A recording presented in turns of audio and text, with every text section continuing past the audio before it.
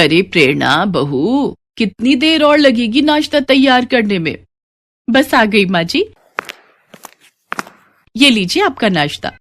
ये क्या, आज फिर से तूने दाल बाटी चूरमा बना दिया। कभी गट्टे की सब्जी, कभी गट्टे का पुलाव, कभी मटर कचौड़ी, कभी प्याज कचौड़ी, कभी इसकी कचौड़ी, कभी उसकी कचौड़ी। अरे कभी मूली पराठा, गोभी पराठा, आलू पराठा भी बना लिया करो बहू। ये थोड़ी है कि बस राजस्थानी खाना ही बनाती रहोगी। अब तो लगता है ये रसोई राजस्थानी बहू की रसोई बनती जा रही है। कितने दिनों से राजमा चावल नहीं बनाए, आज रात में राजमा चावल बना लेना। माँ जी वो क्या? माँ जी वो पंजाबी स्टाइल के राजमा चावल मैंने कोशिश की, पर वो स्वाद नहीं आ पाया जो नीरज और पापा जी को पसंद है। आएगा भी कैसे? अब राजस्थानी खाना बनाने की तुम्हें आदत है तो पंजाबी स्वाद कैसे आएगा? मेरे हाथ के राजमा चावल नीरज और उसके पापा जी क्या पूरी बिरादरी में फेमस है। उंगलियां चाटते रह जाते हैं मेरे घर वाले जब मेरे हाथ के राजमा चावल खाते हैं। तुम रहने देना, मैं बना लूंगी। प्रेरणा और नीरज की लव मैरिज थी।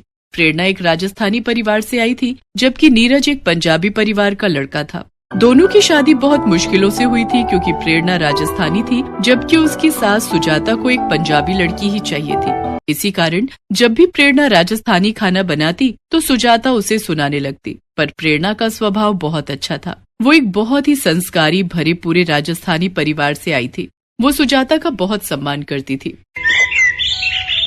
देखा, मेरे हाथ के राजमा चावल कितने स्वादिष्ट बने हैं। पता नहीं तुम ऐसे खाना बनाना कब सीखोगी?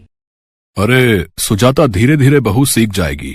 पर कुछ भी कहो, मुझे बहू के हाथ के राजस्थानी व्यंजन बहुत बढ़िया लगते हैं। खासकर वो दाल बाटी चूरमा बहुत स्वादिष्ट लगता है।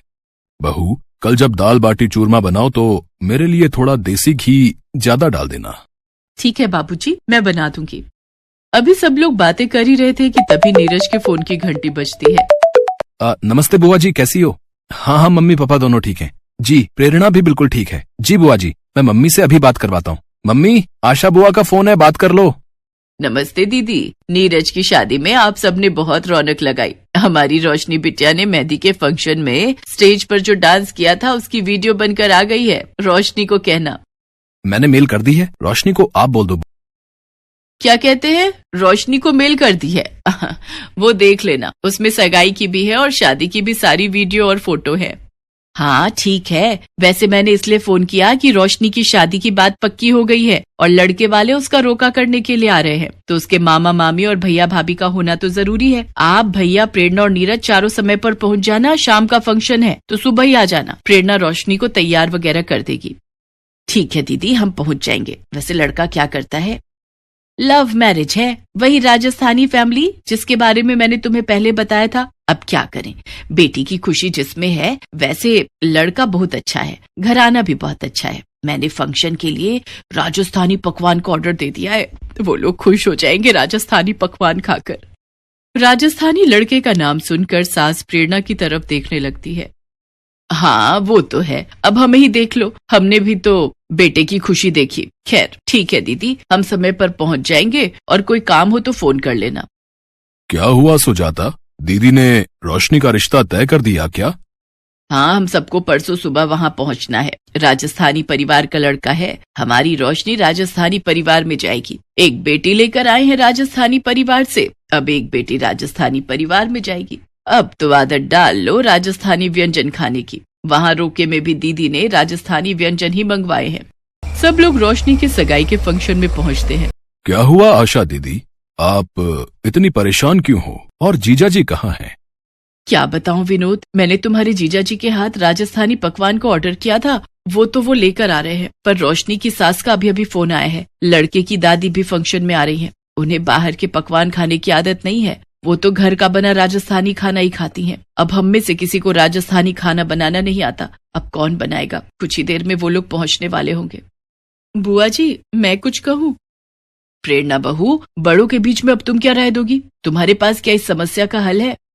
अरे हाँ सुजाता, भूल गई, हमारी बहू तो राजस्थानी फैमिली से आई है। विनोद ठीक कह रहा है, हम सब तो ये भूल ही गए कि हमारे तो अपने घर में बहू राजस्थानी परिवार से आई हुई है। बुआ जी, मैं जानती हूँ अपने राजस्थानी रीति रिवाज, उन्हें खाने में क्या और कैसा पसंद आएगा, वो सब आप मुझ पर छोड़ दीजिए। मैं सब कुछ तैयार कर दूंगी, बस आप मुझे रसोई में सामान बता दीजिए। प्रेरणा की बात सुनकर सब बहुत खुश होते हैं। कुछ ही देर में मेहनत और लगन से प्रेरणा बहुत ही स्वादिष्ट और बढ़िया राजस्थानी खाना बनाकर तैयार कर देती है। लड़के वाले आ जाते हैं। लड़के की दादी को राजस्थानी खाना, वो भी घर का बना हुआ, बहुत पसंद आता है। सब प्रेरणा की बहुत तारीफ करते हैं। लड़के की दादी और परिवार वाले प्रेरणा से इतने घुल मिल जाते हैं कि पूछो नहीं। सुजाता जी, आपकी बहू प्रेरणा तो बहुत अच्छी है, बिल्कुल साक्षात अन्नपूर्णा का वास है। इस तरह से सब खुशी खुशी रिश्ता पक्का करके सगाई करके घर लौटते हैं। कुछ दिनों बाद धूमधाम से रोशनी की शादी होती है। आशा बुआ को प्रेरणा के होते हुए शादी के प्रबंध में कोई परेशानी नहीं आई। इतने दिनों में सुजाता ने प्रेरणा को बहुत समझ लिया था, इसलिए एक दिन, मम्मी, आपने कब से राजमा चावल नहीं बनाए? अरे कब तक अपनी माँ के हाथ के राजमा चावल खाएगा? अब बहू के होते हुए सास काम करे, ऐसा तो हो नहीं सकता। आज राजमा चावल प्रेरणा बनाएगी। क्यों प्रेरणा बहू, बनाओगी ना बिल्कुल पंजाबी स्टाइल? जी माँ जी, जरूर बनाऊंगी। प्रेरणा राजमा चावल बनाने के लिए खड़ी होती है, पर आज उसके साथ उसकी सास सुजाता भी रसोई में खड़ी थी। वो इसलिए नहीं कि वो प्रेरणा को राजमा चावल बनाना सिखा रही थी। नहीं, जैसा आप सोच रहे हैं ऐसा बिल्कुल नहीं है, बल्कि वो तो प्रेरणा सुजाता से कब का सीख चुकी थी। बल्कि आज तो सुजाता प्रेरणा से सीखा राजस्थानी खाना प्रेरणा के ससुर जी के लिए बना रही थी, वही दाल बाटी चूरमा। आज एक राजस्थानी बहू पंजाबी खाना बना रही थी और एक पंजाबी सास राजस्थानी खाना। इसी को तो कहते हैं सास बहू का प्यार। आज जया बहुत खुश थी क्योंकि उनका इकलौता बेटा राहुल सालों बाद कामकाज से छुट्टी लेकर घर वापस आ रहा था और वो चाहती थी कि अब उसके बेटे राहुल की शादी उसकी सहेली सुषमा की बेटी पलक से हो जाए, जो कि बहुत खूबसूरत और मॉडर्न ख्यालों की लड़की थी। उसे अपनी खूबसूरती का बहुत घमंड था। जया और पलक दोनों घर को सजाने में लगी थी कि तभी अचानक दरवाजे की घंटी बजती है। जया जल्दी से जाकर दरवाजा खोलती है और जया और पलक की आंखें फटी रह जाती हैं क्योंकि राहुल शादी करके अपने साथ अपनी पत्नी राधा को लाता है। माँ, ये राधा है, आपकी बहू। राधा जया के पैर छूती है। राधा को देख जया एकदम चिढ़ जाती है क्योंकि उसका रूप रंग एकदम काला होता है और वो एक साउथ इंडियन लड़की थी। पहले जया अपने बेटे राहुल से थोड़ा गुस्सा होती है, लेकिन फिर राहुल और राधा का स्वागत करती है। राधा बोली, अयो माँ जी, आपका घर तो बहुत सुंदर है जी।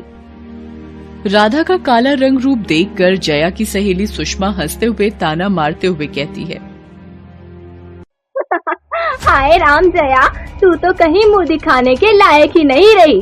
बहुत कहा करती थी ना तू कि तू अपने बेटे के लिए चांद का हूर लाएगी, लेकिन तेरा बेटा तो काला लंगूर उठा लाया है।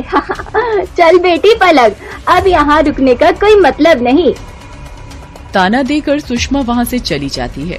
सुषमा का ताना सुनकर बेचारी राधा को बहुत बुरा लगता है और जया भी अपनी बहू के सांवलेपन की वजह से उसे नापसंद करने लगती है और उससे चिढ़ी चिढ़ी रहती है। अब राधा दिन भर घर का कामकाज करती और सबका खूब ख्याल रखती, लेकिन जया उससे नाखुश रहती। अरे ओ महारानी, कहाँ मर गई? सुबह सुबह नाश्ता मिलेगा या नहीं? थोड़ा जल्दी जल्दी हाथ पैर चला, काम चोरी तो कोई तुझसे सीखे वाला। अयो हाँ माँ जी, अभी लाई जी। राधा नाश्ता लेकर आती है, जो देखकर जया का चेहरा लाल हो जाता है। ये क्या बनाकर लाई है करमजली? वो माँ जी, ये हमारे तरफ का खास डिश है जी। ये पुट्टू, ये उपम, ये वड्डा सब आपके लिए खास बनाया है जी। आपको पसंद आएगा जी, आप एक बार खाकर तो देखिए। हाय राम, आज तो भूखा ही मारेगी ये मद्रासन। जाकर मेरे लिए कुछ चाइनीज बना कर ला, ये सब तो मेरी नौकर भी ना खाए।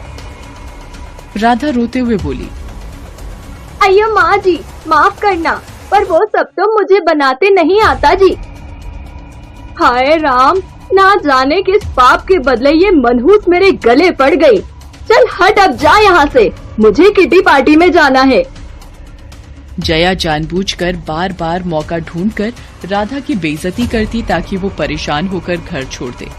एक शाम राधा शॉपिंग से अपने लिए कुछ कपड़े और गहने लाती है और खुशी खुशी अपनी सास जया को पहनकर दिखाती है। अय्यो माँ जी, ये कपड़े और गहने कैसे लग रहे हैं जी, कल उनके साथ ऑफिस की पार्टी में पहन कर जाने के लिए। आए हाय, ये कपड़े और गहने तो बहुत अच्छे लगेंगे, लेकिन तेरे जले हुए चेहरे पर नहीं, मेरे खूबसूरत चमकते हुए चेहरे पर, समझी? ला दे ये मुझे।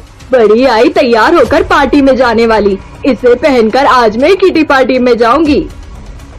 अय्यो माँ जी, ठीक है जी, ये सब आप पहन लीजिए, लेकिन मैं भी चलूं क्या आपके साथ किटी पार्टी में जी? जया ताना मारते हुए बोली। तुझे अपने साथ ले जाकर मुझे अपनी बेइज्जती नहीं करानी। मैं और पलक जा रहे हैं, तुझसे लाख गुना खूबसूरत है वो। जया राधा का मजाक उड़ाकर वहाँ से किटी पार्टी में चली जाती है, जहाँ पार्टी में जया की एक सहेली कहती है, अरे जया बहन, मैंने सुना है कि तेरा बेटा खूबसूरत बहू लेकर आया है, पर तूने तो अभी तक उसकी मुंह दिखाई भी नहीं की। तो हम सब सोच रहे हैं कि परसों हम सब तेरी बहू से मिलने आए, उसके हाथ का खाना भी खा लेंगे। लेकिन वो बात वो है कि अब बात कुछ नहीं, हम सब परसों आ रहे हैं तेरी बहू की खूबसूरती देखने। ये सुनकर जया की चिंता बढ़ जाती है। वो परेशान होकर घर पहुंचती है। हाय राम, अब क्या करूं? मुंह दिखाने में तो सबको पता चल जाएगा कि ये कलमुही मद्रासन मेरे घर की बहू है, लेकिन इतनी देरी हो गई, आखिर ये मद्रासन गई कहाँ? घर छोड़ के तो चली नहीं गई, भगवान करे ऐसा ही हुआ हो। तभी राधा बाजार से सामान लेकर घर आती है। आ गई महारानी, जब देखो तब शॉपिंग करने निकल जाती है, और यहाँ मेरे गले में जान अटकी पड़ी है। और ये क्या हालत बनाकर आई है, कपड़े गंदे और हाथ में खरोच, किसी से मारपीट करके आई है क्या कलमुही? अय्यो माँ जी, वो क्या हुआ ना जी, बाजार में एक चोर एक महिला और बुजुर्ग का सामान लेकर भाग रहे थे कि तभी।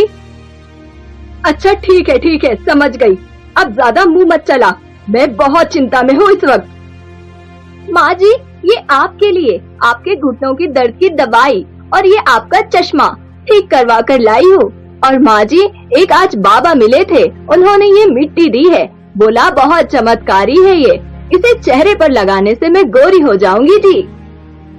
हाँ, अब एक दिन में तो कोई चमत्कार ही तुझे गोरा कर सकता है, भगवान मेरी लाज बचाए। अब जा यहाँ से, परसों तेरी मुंह दिखाई है, जितना हो सके अच्छे से तैयार होकर जाना, समझी? अब राधा की मुंह दिखाई का दिन आ जाता है। जया की सब सहेली राधा की मुंह दिखाई के लिए इकट्ठा होती हैं। राधा खूब अच्छे खाने के पकवान बनाती है और घूंघट डालकर बैठी होती है। जब जया की सहेली गीता राधा का घूंघट उठाती है तो चमत्कार हो जाता है। राधा बहुत खूबसूरत लग रही होती है, बिल्कुल गोरी परियों की तरह सजी हुई। राधा की खूबसूरती देखकर सब हैरान रह जाते हैं। अरे जया बहन, ये तेरी बहू है, सचमुच ये तो बहुत ही खूबसूरत और होनहार है, लाखों में एक है, लाखों में। तू जानती है, कल ही की बात है, बाजार में एक दो चोर मेरे और बाबूजी का सामान लेकर भाग रहे थे, किसी ने हमारी मदद नहीं की। तब तेरी बहू ने बड़ी बहादुरी से उन चोरों से हमें बचाया और हमारा सामान हमें वापस मिल गया। तब हमें पता चला कि ये कोई मामूली लड़की नहीं, बल्कि एक पुलिस अफसर रह चुकी है, लेकिन एक एक्सीडेंट के बाद इसे अपनी नौकरी छोड़नी पड़ी। तू तो बहुत ही भाग्यशाली है जो तुझे इतनी होनहार बहू मिली है, सच में। अपनी सहेली गीता के मुंह से अपनी बहू की इतनी तारीफ सुनने के बाद जया की आंखों में आंसू आ जाते हैं और उसे अपनी गलती का एहसास होता है, क्योंकि उसने हमेशा अपनी बहू की बदसूरती के आगे कभी उसकी अच्छी खूबियों और खूबसूरत मन को देखा ही नहीं। और इसके बाद अब जया और राधा खुशी खुशी मिलजुल कर प्यार से रहने लगे और साथ ही किट्टी पार्टी में भी जाने लगे। तो दोस्तों, देखा आपने, इसलिए कहते हैं कि इंसान की खूबसूरती उसके तन से नहीं, बल्कि उसकी अच्छी खूबियों और मन से होती है। अब मिलते हैं आपसे अगले वीडियो में। नमस्कार।